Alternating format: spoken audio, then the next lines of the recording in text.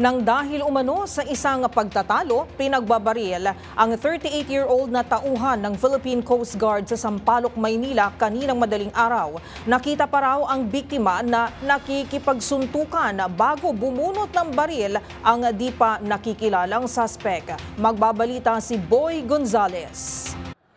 Patay ang isang tauhan ng Philippine Coast Guard matapos barilin ng hindi pa nakilalang suspect sa Barlini Street, Sampaloc, Maynila madaling araw ng Miyerkules. Kinilala ng Manila Police District ang biktimang si Apprentice Seaman Alhasil Tati, 38 anyos. Ayon kay Lieutenant Colonel Arwin Nacional, hepe ng Barbosa Police Station 14, naganap ang pamaril bandang alas 4 ng madaling araw.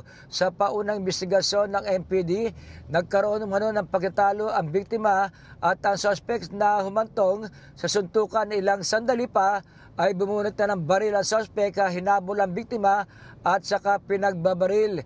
Dahil isang Muslim ang biktima, hindi na ito isinailalim sa autopsy.